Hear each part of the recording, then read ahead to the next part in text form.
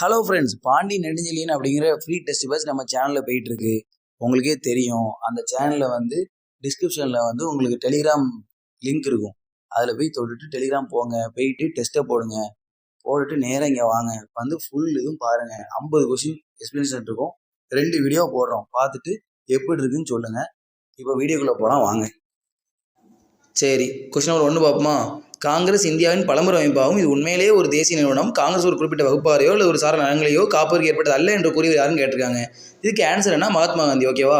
எப்படி நான் வச்சுக்கலாம்? காங்கிரஸ் இந்தியாவில் ஒரு பழம்பெரும் அமைப்பு கொடுத்துருக்காங்க. பழமையான ஆள் தான் மகாத்மா காந்தி நான் வச்சுக்கோங்க. ஓகேவா? அடுத்த கொஸ்டின் 2க்கு வாங்க. வரலாற்று ஆராய்ச்சியாளர்கள் காங்கிரஸின் தோற்றத்தை பற்றி கூறிய விளக்கங்களில் பொருந்தாதுன்னு கேட்டிருக்காங்க.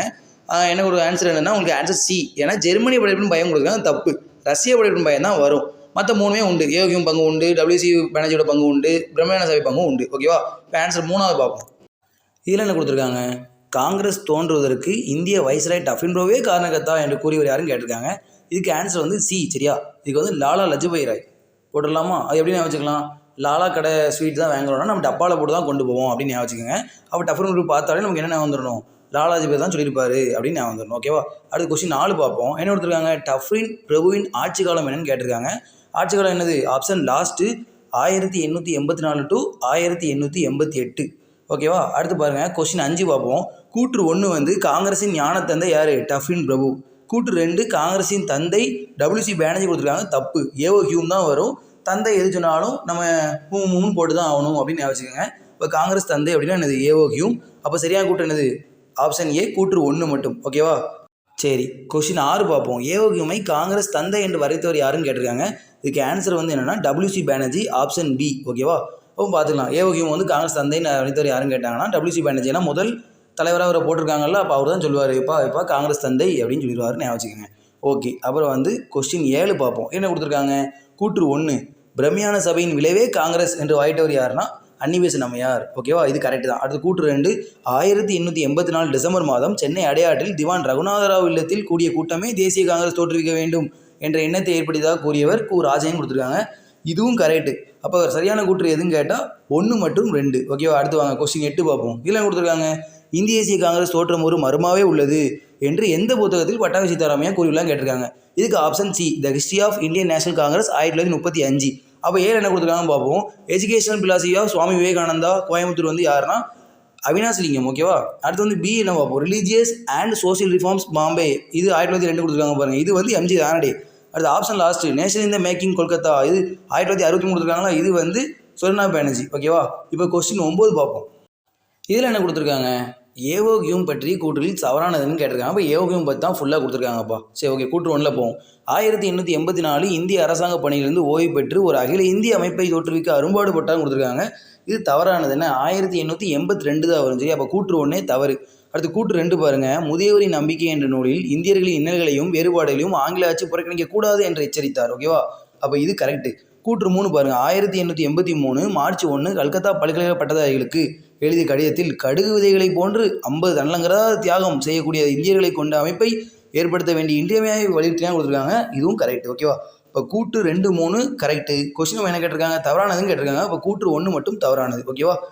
சரிங்க, அடுத்த கொஸ்டின் 10 பார்ப்போம். என்ன கொடுத்துருக்காங்க? இந்திய தேசிய யூனியன் என்ற பெயர் யாருடைய யோசனைப்படி இந்திய தேசிய காங்கிரஸ் என மாற்றப்பட்டுன்னு கொடுத்துருக்காங்க. இதுக்கு ஆன்சர் வந்து தாதாபாய் நவ்ரோஜி. ஓகேவா? ஒரு தாதா வாரான் வந்துட்டு எப்பா பேரை மாற்றுப்பா அப்படின்னு சொல்கிறாங்க. உடனே மாற்றிடுதாங்க அப்படின்னு வச்சுக்கோங்க. அப்போது இந்திய தேசிய யூனியன் அப்படிங்கிற பேர் வந்து யாருடைய யோசனைப்படி தேசிய காங்கிரஸ் மாறிச்சு? தாதாபாய் நவ்ரோஜி. ஓகேவா? அடுத்து கொஸ்டின் 11 பார்ப்போம். கூற்று 1 என்ன கொடுத்துருக்காங்க? காங்கிரஸின் முதல் தலைவர் WC பானர்ஜி கொடுத்துருக்காங்க. கரெக்ட் தான். அடுத்து கூற்று 2 காங்கிரஸின் முதல் பொதுச் செயலாளர் ஏஓ ஹியூம் கொடுத்துருக்காங்க. அதுவும் கரெக்ட் தாங்க. பொதுவாகவே யார் கேட்டாலும் உம்முன்னு கொட்டுவாங்க அப்படின்னு வச்சுக்கோங்க. இப்போ ஏஓ ஹியூம். அடுத்து கூற்று 3 பாருங்களேன். 1885 டிசம்பர் 28ஆம் நாள் முதல் கூட்டம் பூனே கோகுல்தாஸ் தேஜ்பால் சமஸ்கிருத கல்லூரி மண்டபத்தில் துவங்கப்பட்டு கொடுத்துருக்காங்க. பூனே வராது, பம்பாய் வரணும். இது எக்ஸ்ட்ரா டேட்டா ஒன்று பார்த்துக்கணும். ஸ்கூல் புக்கில் கிடையாது. கோகுல்தாஸ் தேஜ்பால் சமஸ்கிருத கல்லூரி மண்டபத்தில் துவங்கப்பட்டது. அது பார்க்கணும். ஓகேவா? அப்போ சரியான கூற்று என்னது? 1 மற்றும் 2, ஆப்ஷன் சி. ஓகே, இப்போ கொஸ்டின் 12 பார்த்துடலாம். ஓகே, இதில் என்ன கொடுத்துருக்காங்க? காங்கிரஸ் மாநாடு அந்த தலைவர்கள் பொறுத்துக்க அப்படி மாதிரி கொடுத்துருக்காங்க. சரி, பார்ப்போம். ஃபஸ்ட்டு கொஸ்டின் பாருங்களேன். பம்பாய் 1885 முதல் மாநாடு நடந்திருக்குமே, அதை கொடுத்துருக்காங்க. ஃபஸ்ட்டு யாரும் பார்த்தோமா? WC பானர்ஜி. ஓகே. ரெண்டாவது வந்து கல்கத்தா 1886 யாராக இருக்கும்? தாதாபாய் நவ்ரோஜி. சரியா? கல்கத்தாவில். Okay, correct. அடுத்து 87 வந்து சென்னையா, அப்போ பக்ருதீன் தியாப்ஜி. கரெக்டு தான். அடுத்து அலகாபாத் 1888 வில்லியன் வெட்டர்பேன் கொடுத்துருக்காங்க. தப்பு. 4வது யார் வருவா? ஜார்ஜ் ஜூல் வருவாங்களா? அப்போ வில்லியம் வெட்டர்பர்ன் தப்பு. அடுத்து 5வது பம்பாய் வந்து 1889 ஜார்ஜ் ஜூல் கொடுத்துருக்காங்க. இதில் என்ன யார் வருவா? வில்லியம் வெட்டர்பர்ன் வருவாங்க. அப்போ ரெண்டும் மாறி இருக்கு, 4, 5 மாறி இருக்கு, ரெண்டும் தப்பு. அடுத்து கல்கத்தா 1890 கொடுத்துருக்காங்க. பெரோஷா மேத்தா கரெக்டு தான். சரியா? கல்கத்தா பெரோஷா மேத்தா அப்படின்னு வச்சுக்கோங்க. அடுத்து நாக்பூர் வந்து 1891 அனந்த சார்லோ. சரியா? சார்லாம் என்னன்னா நாக்கில் வச்சு தான் டேஸ்ட் பார்ப்போம் அப்படின்னு வச்சுக்கோங்க. அப்போ நாக்பூர்னா அனந்த சார்லோ. ஓகேவா? அடுத்து வந்து 8 வந்து அலகாபாத் கொடுத்துருக்காங்களா? 1892 கொடுத்துருக்காங்க. கரெக்டு தான். WC பண்ணி கொடுத்துருக்காங்க. இதுவும் கரெக்டு தான். சரியா? அப்போ எத்தனை இணைகள் சரியானு கேட்டிருக்காங்க? 6 இணைகள் சரி, 2 மட்டும் தான் தவறு. 4, 5 அப்படியே மாற்றி கொடுத்துருக்காங்க. ஓகேவா? சரி, அடுத்த கொஸ்டின் நம்பர் 13 பார்ப்போம். இதில் என்ன கொடுத்துருக்காங்க? ஒவ்வொரு ஆண்டும் 3 நாள் அல்லது 4 நாள் கூடும் காங்கிரஸ் கூட்டம் எவ்வாறு விமர்சிக்கப்பட்டது அப்படின்னு கேட்டிருக்காங்க. ஆப்ஷன் ஏ பாருங்களேன். ஆண்டு தமாசா, ஆண்டு கொண்டாட்டம், 3 நாள் அதிசயம், 3மே வரும். சரியா? அது 3மே வரும். ஓகேவா? ஒவ்வொரு ஆண்டும் 3 நாள் அல்லது 4 நாள் கூடும் காங்கிரஸ் எப்படி சொன்னாங்க? ஆண்டு தமாசா, ஆண்டு கொண்டாட்டம், 3 நாள் அதிசயம். சரியா? எல்லாமே வரும். அடுத்து 14 பார்ப்போம். 14 கொடுத்துருக்காங்க. விலை உயர்ந்த உடைகளை அணிந்து கொண்டு விடுமுறை ஓய்வெடுத்து ஊர் சுற்றி பார்த்து நண்பர்களை கண்டு பேசி விவாதங்கள் பல செய்து உறவினர்களுக்கும் நண்பர்களுக்கும் பரிசு பொருட்களை வாங்கி கொண்டு தங்கள் ஊருக்கு திரும்பி சென்ற என்று காங்கிரஸ் கூட்டத்தில் கலந்து கொண்டதை பற்றி வர்ணித்தவர் யாருன்னு கேட்டிருக்காங்க. இதுக்கு ஆன்சர் யாரு? லாலா லஜபதி ராய். ஓகேவா? லாலா லஜபதி ராய் ஞாபகம் வச்சுக்கணும். நம்ம வந்து ஊர் சுற்றி போனால் என்ன பண்ணுவோம்? கண்டிப்பாக ஸ்வீட் வாங்கிட்டு தானே வருவோம். ஒரு ஊருக்கு போகிறோன்னா ஸ்வீட் வாங்கிட்டு வருவோம். லாலா ஸ்வீட்ஸ் வாங்கிட்டு வருவோம் அப்படின்னு வச்சுங்க. ஓகேவா? அடுத்து வந்து கொஸ்டின் 15 பார்ப்போம். இதில் என்ன கொடுத்துருக்காங்க? காங்கிரஸ் மாநாடு அந்த தலைவர்களே பொறுத்துக்கன்னு கொடுத்துருக்காங்க. இதில் வந்து தவறான எண்ணிக்கை எத்தனையும் கொடுத்துருக்காங்க, அது பார்த்துக்கணும். ஃபர்ஸ்ட் பாருங்களேன். லாகூர் 1893 தாதாபாய் நவரோஜி கொடுத்துருக்காங்க. கரெக்டு தான். அடுத்து சென்னை 1894 ஆல்பர்ட் பாபு கொடுத்துருக்காங்க. அதுவும் கரெக்டு. பூனே 1895 சுதனா பானர்ஜி. கரெக்டு தானே? ஓகே. அடுத்து வந்து கல்கத்தா 1896 ரஹமத்துல்லா சகானி கொடுத்துருக்காங்க. இதுவும் கரெக்ட் என்ன? அப்போ தவறான எத்தனை தானே கேட்டிருக்காங்க. அப்போ ஆன்சர் வந்து லாஸ்ட்டு எதுவும் இல்லை தான் ஆன்சர். கரெக்டு. சரியா? எல்லாமே இதில் வந்து சரிதான். ஓகேவா? அப்புறம் வந்து கொஸ்டின் 16 பார்த்துரும். இதில் கொடுத்துருக்காங்க. 1901 கல்கத்தா காங்கிரஸ் கூட்டத்தில் கலந்து கொண்ட யார் 3 நாட்கள் கூடிய பின் தூங்கி சென்றுவிடும் அமைப்பே காங்கிரஸ் என்று கூறுதா கேட்டிருக்காங்க. இதுக்கு ஆன்சர் என்னது? மகாத்மா காந்தி அவர் தான் சொல்லியிருப்பாப்புல. சரியா? பார்த்தோன்னே போட்டுடலாம். அதுக்கப்புறம் வந்து கொஸ்டின் 17 பார்ப்போம்.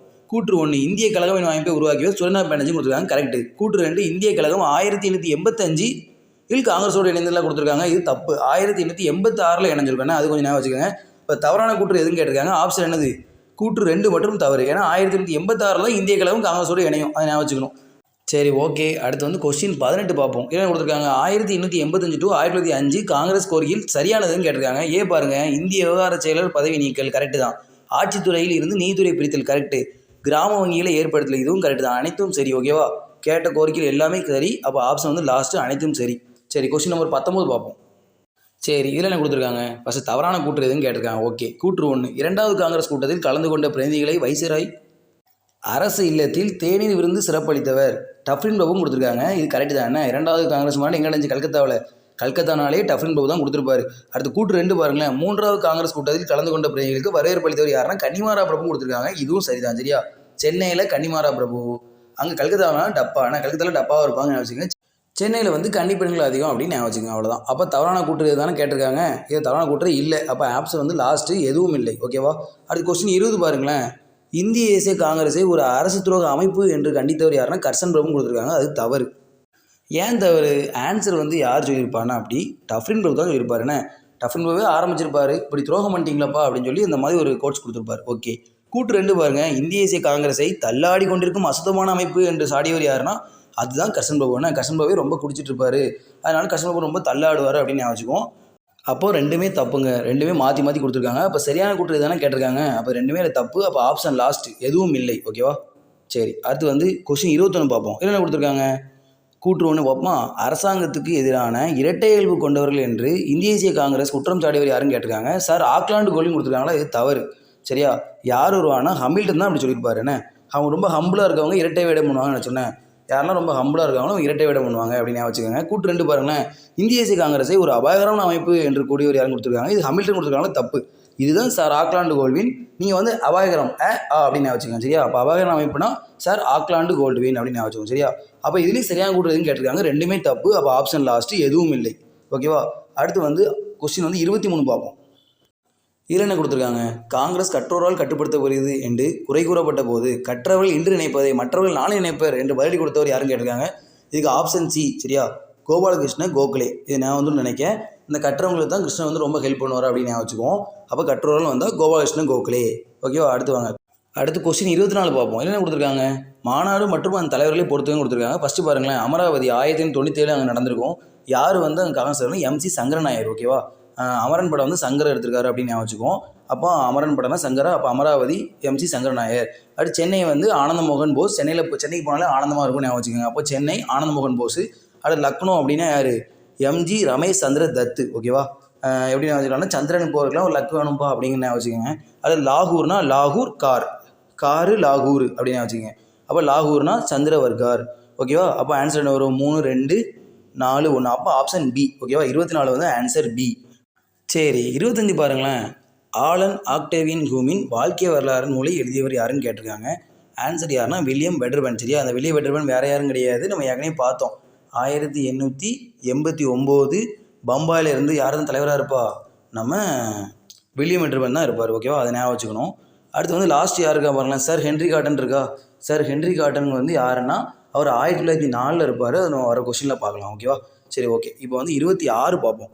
26 என்ன கொடுத்துருக்காங்க, இதில் என்ன கொடுத்துருக்காங்கன்னா சரியான கூற்று என்னதுன்னு கேட்டிருக்காங்க. பார்ப்போம். கூற்று ஒன்று பாருங்களேன், ஆலன் ஆக்டேவியன் ஹியூமன் காலம் 1829 to 1912 கொடுத்துருக்காங்க. இது கரெக்டு தான். ஓகேவா, கூற்று 2 பாருங்கள், அவர் 10 ஆண்டு காலம் 1869 to 1979 கொடுத்துருக்காங்க. தவறு என்ன, இவர் 9 ஆண்டு காலம் தான் இந்திய அரசாங்கத்தின் வருவாய், விவசாயம் மற்றும் வர்த்தகத்துறை செயலராக பணியாற்றினார். அப்போ 9 ஆண்டு காலம் தான் கரெக்டு, 10 ஆண்டு கொடுத்துருக்காங்க. அப்போ இது தவறு.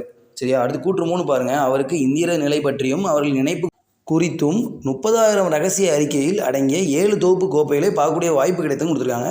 இது கரெக்டு தான். சரியா, அப்போ 2 மட்டும் தான் தவறு. கூற்று சரியான கூற்று தான் கேட்டிருக்காங்க. அப்போ என்னது, 1, 3 சரி. அப்போ ஆப்ஷன் சி. ஓகேவா, அடுத்து கொஸ்டின் 27 பார்ப்போம்.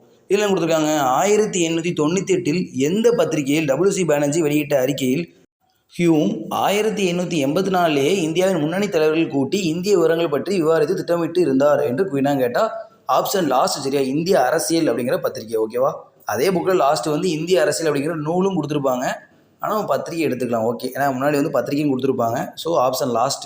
ஓகே, அடுத்து வந்து கொஸ்டின் வந்து 28 பார்ப்போம். இதில் கொடுத்துருக்காங்க, ஏவோ ஹியூமின் உடன் தொடர்பு கொண்டு செயலற்ற மக்களை கூட செயலாக்கமுள்ள மக்களாக மாற்றக்கூடிய வசிய ஆற்றல் அவரிடம் இருந்தது அப்படின்னு சொன்னது யாருன்னா CY சிந்தாமணி. ஓகேவா, ஆப்ஷன் லாஸ்ட்டு CY சிந்தாமணி. எப்படி வச்சுக்கலாம்னா உம்முன்னு போட்டு தான் சிந்துவோம் அப்படின்னு ஞாபகம் வச்சுக்கோங்க. அப்போ அவரோட தொடர்புடையதுன்னு ஞாபகம் வச்சுக்குமா. அப்போ செயலற்று போயிட்டனாலே நம்ம எல்லோரும் தும்மிட்டு இருப்பாங்க. உம்முன்னு தும்முனாலே சிந்திரும் எல்லாமே அப்படின்னு சும்மா ஞாபகம் வச்சுக்கோங்க. அப்போ ஏவோகியம் அப்படின்னா CY சிந்தாமணி. ஓகே ஃப்ரெண்ட்ஸ், இப்போ வீடியோ வந்து கொஞ்சம் லென்த்தாக போயிட்டு இருக்கிற மாதிரி இருக்குது. ஸோ அடுத்த வீடியோவில் நம்ம வந்து பார்ட் 2 வீடியோ பார்ப்போம். அதில் மீதி உள்ள 22 பார்ப்போம். ஓகேவா, தேங்க்யூ ஃப்ரெண்ட்ஸ்.